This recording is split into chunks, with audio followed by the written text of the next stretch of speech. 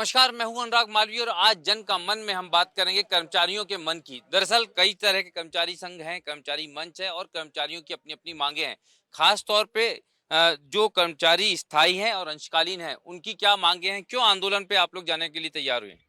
आंदोलन पे इसलिए जाने को मजबूर हुए हम लोग क्योंकि हमारी मांगें सरकार के पास बार बार हम रख रहे थे, लेकिन सरकार संज्ञान में लेकर मांगों को मंजूर नहीं कर रही थी। जैसे स्थायी कर्मियों को 7वें वेतनमान का लाभ देना है, अंशकालीन कर्मचारियों को कलेक्टर रेट का वेतन देना है, दैनिक वेतनभोगी कर्मचारियों को नियमित करना है। ग्रेजुटी 10 लाख रुपए केवल वन विभाग में हुई है, सब विभाग में लागू करना है। पेंशन का लाभ देना है, मेडिकल की सुविधा देना, बीमा की सुविधा देना है। लेकिन सरकार हमारी मांगों को मंजूर नहीं कर रही थी, जिस कारण आज 23 तारीख को हमको 9 सूत्री मांगों के समर्थन में काम बंद करके धरने पे बैठना पड़ा है। भोपाल में ये लोग धरने में बैठे और जिला जिला मुख्यालय में भी लोग धरने में चौराहों पे बैठकर सरकार के कलेक्टर के माध्यम से मुख्यमंत्री के नाम ज्ञापन दे रहे हैं। हम चाहते हैं कि जो अनियमित कर्मचारी हैं, कतार के सबसे अंतिम पंक्ति के कर्मचारी हैं, उनकी मांगों को सरकार संज्ञान में ले और मंजूर करके उनको लाभ दे, ताकि 20-20 साल नौकरी करने के बाद भी कर्मचारियों को किसी प्रकार का लाभ नहीं मिला है। बार बार सरकार लाडली बहना लाडली बहना लाडली लक्ष्मी चिल्लाती है, लेकिन जो वास्तव में लाडले हैं, जो सरकार चला रहे हैं, सरकार की रीढ़ की हड्डी है, उनकी मांगों को संज्ञान में नहीं ले रही है। आप नियमित हैं, अंशकालीन हैं, कौन से कर्मचारी? मैं नियमित कर्मचारी हूँ। क्या नियमित कर्मचारियों की मुख्यतः क्या मांगे हैं, क्या स्थितियां हैं? इसमें विभाग की जो गणना है वो विसंगतिपूर्ण गणना है। इसमें 7वें वेतनमान का जो लाभ दिया गया है वो भी इसमें विसंगति है। ये हमारे पंचायत विभाग से हम लोग इसमें हैं। कौन-कौन सी विसंगतियां हैं, कितना अंतर है? जो 6वां वेतनमान दिया था उसकी गणना सही तरीके से नहीं की गई थी, और जो इसमें 7वें का वेतनमान जो लगा दिया गया है वो भी उसमें विसंगतिपूर्ण है। आप नियमित हैं, नहीं सर, अंशकालीन है। अंशकालीन कर्मचारी हैं, महिलाएं हैं, कितनी दिक्कतें होती है? कौन-कौन सी मांगे हैं आपकी? महिलाओं के हिसाब से कौन सी महत्वपूर्ण बात है? सर हमको तो कलेक्टर दर दिया जाए सबसे पहली बात, क्योंकि बहुत साल हो गए, 15-15, 20-20 साल हो गए सर। अगर लाडली बहनों का इतना वो किया जा रहा है, तो फिर आधे से अधिक तो लाडली बहन इसी चीजों जनजाति विभाग में काम कर रहे हैं, तो फिर उनकी ओर उनका ध्यान क्यों आकर्षित नहीं हो रहा है सर? हाँ, कितने पैसे आप लोगों को पूरे महीने में मिल जाते हैं? सिर्फ 5,000 में क्या हो रहा है सर? पूरे महीने काम करते हैं और 5,000 रुपए मिलते हैं? हाँ सर जी, और 5,000 दे रहे हैं। छुट्टी कुछ अलग से मिलती है, नहीं मिलती? नहीं, छुट्टी वगैरह नहीं है सर। आप सर मैं दैनिक वेतन भोगी हूँ। जी बैतूल जिले से प्रमोद कुमार बर्डे, जिला अध्यक्ष और प्रांतीय सचिव। जी जी दैनिक वेतनभोगी कर्मचारियों की क्या बड़ी मांगे हैं? दैनिक वेतन भोगी की मांगे ये है कि सबसे पहले तो उनको स्थायी कर्मी बनाया जाए। जो शासन ने जो दैनिक वेतन भोगियों को स्थायी कर्मी बनाया है, तो हमें 10-10 साल 20-20 साल हो गया, हमें स्थायी कर्मी का लाभ नहीं मिला है। 2016 में शासन ने स्थायी कर्मी बनाया दैनिक वेतन भोगी को, लेकिन उसके बाद में हमें स्थायी कर्मी का लाभ नहीं मिला है। हम चाहते हैं कि स्थायी कर्मी का लाभ मिले, ग्रेजुएटी मिले। दैनिक वेतन भोगी कर्मचारियों को शासन की तरह से जो नियमित कर्मचारी है, वो उनके बराबर पूरी हमें अवकाश मिले और मेडिकल सुविधा मिले, अनुकंपा नियुक्ति हो और नियमित कर्मचारियों की तरह लाभ मिले। जो जी सर सबसे बड़ा विसंगतियां है, सरकार तानाशाही हो गई है। न्यायालय के आदेश के बाद भी इसमें 50% कर्मचारी ऐसे हैं जो न्यायालय से जीते हुए न्यायालय का आदेश का पालन नहीं हो रहा है। कौन सा आदेश था न्यायालय का और कब हुआ? न्यायालय का साहब 2004 का आदेश है। 6वां वेतनमान लोगों को देना था, एरियर्स देना था, रेगुलर करना था, मगर सरकार ने न्यायालय का आदेशानुसार रेगुलर नहीं किया। कई ऐसे हैं, 7वां वेतनमान का आदेश हुआ, कहते हैं कि पीएचई में लागू है मगर जल संसाधन में नहीं होगा, फॉरेस्ट में लागू है मगर उद्यानिकी में नहीं होगा। इस टाइप की त्रुटियां सरकार को, न्यायालय सर्वोपरि है, न्यायालय को आदेश को। कई ऐसे कर्मचारी हैं, 50% मैं बोल रहा हूँ कि 50% न्यायालय में गए हैं। किसी भी विभाग में आप जाइएगा, न्यायालय प्रकरण 3000 जल संसाधन में न्यायालय प्रकरण पड़े हैं। विभाग के अधिकारी जानबूझकर पेशी पपेशी और मान्य प्रकरणों को भी 3-3 साल से पेंडिंग डाल के रखे हैं और उस पर विचार नहीं करते हैं। मैं मीडिया के माध्यम से शासन को और कर्मचारी संगठनों से अनुरोध करना चाहूँगा कि इनका जो भी न्यायालय से निर्णय होता है वो सर्वोपरि होता है। विभाग पर इस प्रकार का निर्णय करना जो है अन्यायपूर्ण नहीं है, कृपया इस पर ध्यान दें। कितनी संवेदनशील लग रही है सरकार कर्मचारियों को लेकर? संवेदनाएं तो सरकार की पूरी खत्म हो चुकी हैं। हम लोग 30-40, मैं 36 साल से रेशम विभाग में नौकरी कर रहा हूँ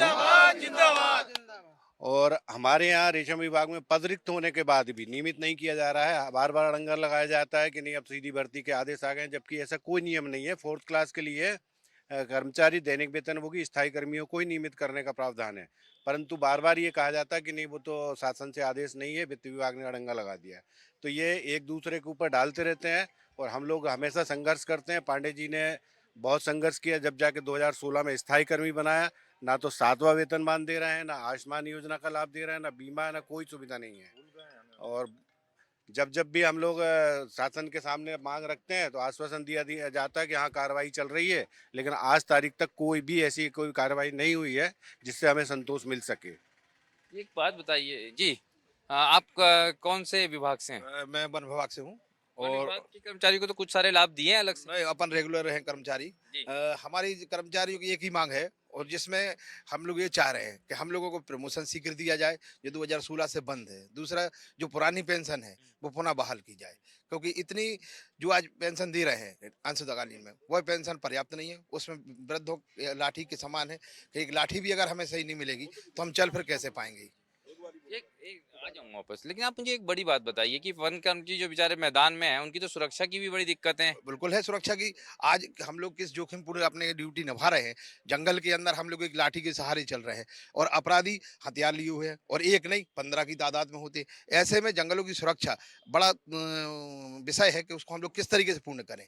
तो इसलिए हम सरकार से चाहते हैं कि वन विभाग में जो मैदानी अमला है उसको मजबूत किया जाए और उसको सुरक्षा प्रदान की जाए और पुलिस एक्ट लागू किया जाए। जी, आप कौन से विभाग से? मैं जनजाति कार्य विभाग से हूँ। मेरा निवेदन यह है कि हम लोगों को लड़ाई लड़ते लड़ते बरसों हो गए। शासन प्रशासन के निर्देश होने के उपरांत भी जनजाति कार्य विभाग में नियमितीकरण कार्रवाई नहीं की जा रही, जबकि शासन प्रशासन उमा देवी के समय में 10/4/2006 की स्थिति में न्यायालय के निर्देश हो चुके हैं कि नियमितीकरण तत्काल इन लोगों का किया जाए। आज दिन तक शासन प्रशासन अधिकारी इस आदेश की अवहेलना कर रहे हैं, न तो नियमितीकरण हो रहा और हमारे जो अंशकालीन कर्मचारी हैं 12-12 घंटे काम कर रहे हैं, उनको मात्र 5,000 रुपये दिए जा रहे हैं, जबकि शासन के निर्देश है कि उनको न्यूनतम वेतन दिया जाए। मेरा मीडिया के माध्यम से यही अनुरोध है कि हमारे जो लोग हैं जो कंटीजेंसी में कार्य कर रहे हैं, इनका तत्काल नियमितीकरण किया जाए, तो शासन के निर्देश होने के उपरांत भी नौकरशाही पे इस पर कोई ध्यान नहीं दे रही। अशोक भाई, ये बताइए कि कितना संवाद कर रहे हैं मंत्रालय के अधिकारी आप लोगों से? ना तो अधिकारी संवाद कर रहे हैं, ना सरकार कर रही है। मुख्यमंत्री जी से भी कोई वार्ता अभी तक, सरकार को 1.5 साल बने हो गया है, लेकिन सरकार ने 1.5 साल के अंतराल में कभी भी कर्मचारी संघों से या कर्मचारी प्रतिनिधियों से चर्चा नहीं करी। मुख्यमंत्री जी भी केवल के घोषणा कर देते कि ऐसा होगा, ऐसा हम करना चाहते हैं, लेकिन करते नहीं है। सबसे बड़ी बात है कि सरकार के सामने हाई कोर्ट ने, जबलपुर हाई कोर्ट ने कहा था कि दैनिक वेतनभोगी कर्मचारियों को नियमित कर दिया जाए और सभी पुरानी जो सुविधाएं वो सभी लाभ दिए जाए, लेकिन 6 महीने से वो ऑर्डर बल्लभ भवन में पड़ा हुआ है और सरकार उस पर कोई भी कार्रवाई नहीं कर रही। दैनिक स्थायी कर्मियों को 7वां वेतनमान का लाभ देने का सुप्रीम कोर्ट का ऑर्डर है, लेकिन सरकार उस पर ऑर्डर नहीं जारी कर रही। कई ऑर्डर है लेकिन सरकार उसको संज्ञान में लेके नहीं कर रही और सरकार तानाशाही रवैया अपना रही है। अभी हमारे कर्मचारी साथी ने बताई, तानाशाही रवैया अपना रही है और सबसे ज्यादा छोटे कर्मचारियों के साथ अपना रही है। अधिकारियों को दे रही है और छोटे अनियमित कर्मचारियों को डांट रही है। सर, मैं राजीव गांधी यूनिवर्सिटी कर्मचारी मंच का विभागीय समिति का अध्यक्ष हूँ। आपको एक बात से अवगत कराना चाहता हूँ कि पिछले 8 महीनों से हम आरजीपीवी प्रशासन के सामने 2 बार भूख हड़ताल पे ही बैठ चुके हैं और मुख्यमंत्री महोदय को, तकनीकी शिक्षा मंत्रालय को, राजभवन में तमाम हमने पत्र व्यवहार किया है। उसके बाद भी आरजीपीवी प्रशासन हमारी किसी भी मांग को लेकर गंभीर नहीं है, जबकि हमारी कोई मांगे ऐसी नहीं है कि बहुत बड़े स्तर की हो। जैसे पहली मांग हमारी ये है कि जिन दैनिक वेतनभोगी कर्मचारियों को 10 साल का ड्यूरेशन पूरा हो गया, उनको स्थायी कर्मी का लाभ दिया जाए। आरजीपीवी प्रशासन इतना तानाशाह हो गया है कि आप 10 साल की छोड़िए, उनको 12-12, 13-13 साल हो गए हैं, उसके बाद भी वो उनको विनियमितीकरण का लाभ नहीं दे रहे हैं। दूसरी हमारी छोटी सी मांग ये है कि जो पात्र कर्मचारी है, अपनी एजुकेशन के हिसाब से, अपनी वरिष्ठता के हिसाब से उनका श्रेणी परिवर्तन होना चाहिए। इतना अन्याय, इतना अत्याचार चल रहा है आरजीपीवी में, जो कि एक शैक्षणिक संस्थान है। अब शैक्षणिक संस्थान को तो एक आदर्श प्रस्तुत करना चाहिए। वहाँ पे हमारे ग्रेजुएट साथी है जिन्होंने टाइपिंग पास की हुई है, पीजीडीसीए किया हुआ है और उनको अकुशल कैटेगरी में रखा गया है। बताइए आप, क्या एक पढ़े लिखे व्यक्ति का इस तरीके से शोषण शोभा देता है क्या, वो भी एजुकेशन सोसाइटी के अंदर? वहाँ के रजिस्ट्रार महोदय को हम पिछले 8 महीनों से निवेदन कर करके थक गए हैं। हालांकि हमारे प्रांतीय अध्यक्ष महोदय अशोक पांडे सर का बड़ा प्रयास रहता है और इनके कर्मचारी मंच के प्रयासों से कम आरजीपी प्रशासन आज इस स्थिति में पहुंच गया है कि उन्होंने हमसे आश्वस्त किया है कि 1 हफ्ते के अंदर हम आपकी मांगों की पूर्ति करेंगे। जी। मैं सुरक्षा श्रमिक अध्यक्ष सागर जिले से हूँ। सरकार की इतनी तानाशाही चल रही है कि सुरक्षा श्रमिकों का कोई भी ध्यान नहीं रखा जा रहा है। सुरक्षा श्रमिकों को जो कलेक्टर दर का वेतन का भुगतान होना है वो नहीं होता है। क्यों नहीं होता है कि इनकी जो क्वांटिटी अभी बढ़ रही है वेतन की 11,000, 12,000, 13,000, ये सीमित सुरक्षा श्रमिक के पास नहीं पहुंचती। सुरक्षा श्रमिक के पास पहुंचती है 5,000, 8,000, लेकिन उनका समय वही रहेगा, सुबह 6 से 12, फिर 3 से 7 और सुबह 10 से रात्रि 6, यही समय रहता है। तो इस तानाशाही को हम मध्य प्रदेश कर्मचारी संघ द्वारा इसको नियम को कानून को बंद के एकता करके तानाशाही को बंद कराएंगे। और हम यही सरकार से गुजारिश करते हैं कि ऐसी कलेक्टर दर रेट जिन श्रमिकों को मिल रहा है उनका शोषण ना करें। यदि शोषण कर रहे हैं तो पूर्ण रूप से उनका भुगतान करें। आप लोग कहाँ से आए हैं? जी, मैं छिंदवाड़ा उद्यान के विभाग से हूँ। उद्यान की विभाग से। क्या समस्याएं हैं आपकी? समस्याएं सर ये है कि हमको 7वां वेतनमान दे दिया जाए और ग्रेजुएटी 10 लाख कर दी जाए और नियमित किया जाए, ये हमारी समस्या है। जी। आप लोग कहाँ से आए हैं दीदी? हम लोग बैतूल से हैं। जी। कौन से विभाग से? हम ट्रैवल विभाग से है, अंशकालीन कर्मचारी है। एक हमारा सबसे बड़ा शोषण तो ये हो रहा है कि हर महीने जो हमसे जो काम तो लेते ही लेते हर महीने पेमेंट नहीं होती है। सबसे बड़ी समस्या ये है। 5,000 मिलता है और वो भी सालों से 6 महीनों से ऐसे पेमेंट नहीं दिया जाता, तो हम किस तरह से अपना घर परिवार चलाएंगे? कितने महीनों से पेमेंट रुकी हुई है? सर 18 मतलब 1.5 साल से लेकर, यानी 1 साल से लेकर 1.5 साल तक के मतलब पेमेंट रोक के रखी है। तो हम लोग घर कैसे चलाएंगे, कैसे मतलब बच्चों को भरण पोषण कर पाएंगे? और काम करते वक्त फिर अगर जैसे हम शिकायत लेके उनके पास जाते हैं, अधिकार करना हो तो करो, नहीं तो बंद करो बोलते हैं। हमें ऐसी धमकी दी जाती है। हम खुद अभी धरने पे हम 2-3 दिन बैठे रहे अधिकारी 26 जनवरी के समय में, तो बोले हमको जरूरत नहीं है, बोले अंशकालीन कर्मचारी को हमारे नियमित कर्मचारी कर लेंगे। और जब हम धरने पे बैठे तो हमारे पास आके हमको आश्वासन दिया हम ऐसा करेंगे वैसा करेंगे और यहाँ से कुछ नहीं होगा, वहाँ भोपाल जाओ, बोले तुमको जो कुछ करना वहाँ से करना। जी हाँ भाई साहब जी। हम सफाई कर्मचारी हैं, हम मंदसौर से आए हैं। अशोक जी पांडे प्रांत अध्यक्ष जो हैं ये हमारे को हिम्मत देते हैं। ऊर्जा क्या मुख्य समस्या क्या? हम है दैनिक वेतन भोगी और उसमें क्या है कि हमारी कहीं से कहीं तक कोई सुनवाई नहीं हो रही है। मंदसौर में भी कोई सुनवाई नहीं है। ये आप देखें, मैं कागज आपको ये बता रहा हूँ कि ये इतने कागज हम दे चुके हैं, ना तो हमारा अकाउंटेंट कोई सुनने को तैयार है और ना सीओमओ सुनने को तैयार है। जबकि नगर पालिका अध्यक्ष हमारी बात सुनने को तैयार है। अध्यक्ष जी हमारी बात सुनते हैं, मानते हैं। वो मांग क्या है आपकी? हमारी मांग ये है कि हम दैनिक वेतन भोगी जो हैं 8-9 हज़ार में घर नहीं चल रहा है, तो सरकार, जैसे कि आप लोग, बाबूजी ने बताया, पांडे जी बोल रहे हैं, हम सब जो इकट्ठे हुए हैं, न्यूनतम वेतन जो है वेतनमान वो हमें लगाया जाए। बढ़ावा वेतन जो हमारा है एरियल समेत वो हमें मिले। सुख सुविधा जो दूसरे कर्मचारियों को है वो हमें मिले। सब जैसा जो दूसरे अधिक कर्मचारियों को मिल रहा है वो हमें मिले। आप जो ये बताया है भैया जी, ये हम 1.5 साल देखिए, न्यायालय के प्रकरण के आधार पर जब ईएनसी जैसे पोस्ट पर लोग आ सकते हैं, अब विभाग वही अधिकारी जो है न्यायालय का आदेश को नहीं मान रहे हैं, तो मैं आपसे यही अनुरोध करूंगा कि सरकार जो है जब इंजीनियर इन चीफ को न्यायालय का आदेशानुसार ईएनसी बना सकती है, जो छोटे कर्मचारी न्यायालय से, गरीब मजदूर कर्मचारी न्यायालय से जीत कर आते हैं और उनको न्याय अवमानना में जाना पड़ता है, ऐसा क्यों स्थिति निर्मित होती है? एक कर्मचारी 25-25 वर्षों से न्यायालय में लड़ रहे हैं, का गवर्नमेंट ये देखती नहीं है? उस लायक सक्षम है? एक छोटा कर्मचारी 25 साल न्यायालय में लड़ेगा जिसको 8,000 10,000 तनख्वाह मिलती है। तो हम मीडिया के माध्यम से निवेदन करना चाहते हैं कि सरकार इस पर सहानुभूतिपूर्वक विचार करे। जब बड़े पोस्टों का लोगों को न्याय मिल सकती है तो छोटे गरीब मजदूर को न्याय क्यों नहीं मिल रहा है? कहाँ कमी है? इस कमी को मतलब सरकार ध्यान दे। और हम संगठन से भी निवेदन करते हैं कि संघ भी इस चीज पर ध्यान दे कि बड़े अधिकारी का तो आप मान लेते हैं मगर छोटे कर्मचारी को लोगों को क्यों नहीं मानते? आप कहाँ से? मैं नरसिंहपुर से उद्यानिकी विभाग से।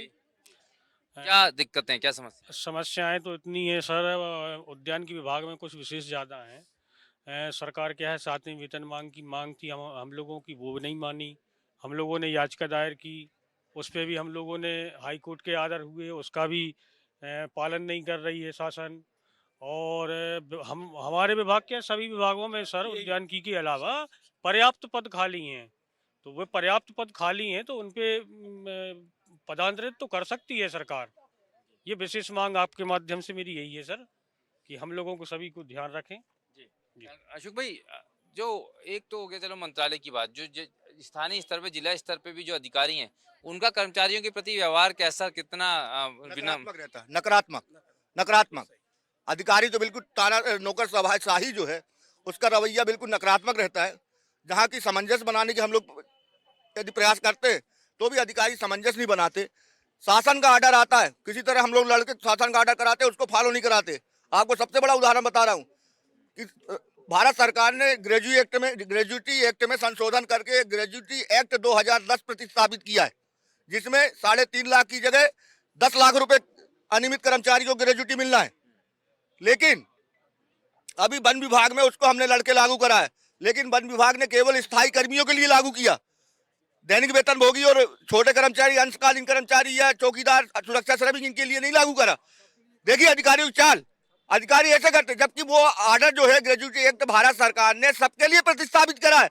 एक तो 14 साल बाद उसको किसी तरह हमने लागू करा है, लेकिन वो भी आधा अधूरा लागू हुआ है। हमारी मांग है कि ग्रेजुएटी एक्ट जो 10 लाख रुपए हुआ है कि रिटायरमेंट में 10 लाख रुपए दिया जाए कर्मचारी को, वो सभी वर्ग के कर्मचारियों के लिए लागू की जाए। और जब तक लागू नहीं हो जाएगी तो हम चैन से नहीं बैठेंगे। जब तक नियमितकरण का आर्डर नहीं हो जाएगा हम चैन से नहीं बैठेंगे। जब तक सुरक्षा श्रमिकों को कलेक्टर लेवल का वेतन नहीं मिलेगा पूरा 11,800 और अंशकालीन कर्मचारियों को 11,800 नहीं मिलेगा, तब तक हम चैन से नहीं बैठेंगे। अधिकारियों का रवैया नकारात्मक रहता है। मैं मीडिया के माध्यम से चाहता हूं कि अधिकारी अब सचेत हो जाएं। अब कर्मचारी जाग गया है, कर्मचारी अब खड़ा हो गया है, कर्मचारी अब ईंट का जवाब पत्थर से देने के लिए तैयार हो गया है। यदि रवैया नकारात्मक नहीं बदला तो आगे उनको ईंट का जवाब पत्थर से दिया जाएगा। आप कहाँ से आए? ग्रेड निर्माण मंडल से आए, हम इंदौर से आए हैं। हमारे यहाँ पे ये हमारे अध्यक्ष महोदय ने जो बोला है वो सही है और उसको होना चाहिए, तत्पर रहे हैं। आप कहाँ से आए भाई साहब? इंदौर से आए हम लोग। कौन से विभाग से? एमपी हाउसिंग बोर्ड से। एमपी हाउसिंग बोर्ड में किस तरह की स्थिति है कर्मचारियों की? सर किसी चीज़ को लागू करने के लिए हम लोगों को घड़ी घड़ी चक्कर लगाना पड़ता है यहाँ पर, और करते नहीं हम लोगों ने। इसीलिए पांडे जी की शरण ली है, उनके साथ से जुड़े हुए हैं हम लोग। तो उनकी लड़ाई सब पूरी उसकी लड़ाई है, पांडे जी लड़ रहे हैं हमारे लोग। जी, आप मेडिकल का क्या स्थिति है? बोल रहा हूँ सर। हाँ बोलिए सर। मैं वन विभाग से हूँ, स्थायी कर्मचारी मंच का संगठन मंत्री हूँ मैं। और हमने ग्रेजुएटी टीचर भाई साहब ने मैंने लड़ के 10 लाख रुपए वन विभाग में लागू करवाई। इसके बाद में वो क्या अधिकारी लोग ने दबा रखा था लेटर, 2010 का लेटर था वो, 2010 का था। इसके बाद में उनने शोषण करके उसको दबा रखा, हमने निकलाया, उनने अभी ये फरवरी में लागू किया। मेडिकल सुविधा नहीं मिल रही, इसके बाद में 7वां वेतनमान नहीं मिल रही है, नियमितकरण नहीं हो रहा है। तो सरकार मतलब लाडली बहनों के लिए तो पैसे खजाना खाली, उनका कर्मचारियों के लिए खजाना खाली, और लाडली बहनों के लिए कभी बाजार से ले रहा है, कभी रिजर्व बैंक से ले रहा है। उनके लिए शासन के पास पैसे है क्या? और कर्मचारी जो फील्डों में काम कर रहा है उनके लिए पैसे नहीं है, जी। 12 से 17 महीने वेतन के हो गए ट्राइबल विभाग में। 12 से 17 महीने हो गए करीबन ट्राइबल विभाग में वेतन के लिए। हमारे पांडे जी के नेतृत्व में 6 तारीख को भी विभाग से मिले थे, आज दिनांक तक वेतन भुगतान नहीं किया गया। लोगों का भरण पोषण करने में बहुत तकलीफ हो रही है। एक बात आखिरी में ये जरूर बता दीजिए कि कितनी बार आश्वासन मिल गए हैं? कई बार आश्वासन मिला है। मुख्यमंत्री जी ने भी आश्वासन दिया है, वित्त मंत्री जी ने आश्वासन दिया है, माननीय डिप्टी सीएम राजेंद्र शुक्ला जी ने आश्वासन दिया, लेकिन आश्वासन पर अमल नहीं हो रहा, जिस कारण कर्मचारियों में असंतोष व्याप्त हो रहा है। यदि आश्वासन पे अमल हो तो 1.5 साल में सरकार कुछ ना कुछ नियमित कर्मचारियों के लिए कर देती। कर्मचारी एकता जिंदाबाद, कर्मचारी एकता जिंदाबाद, जिंदाबाद जिंदाबाद।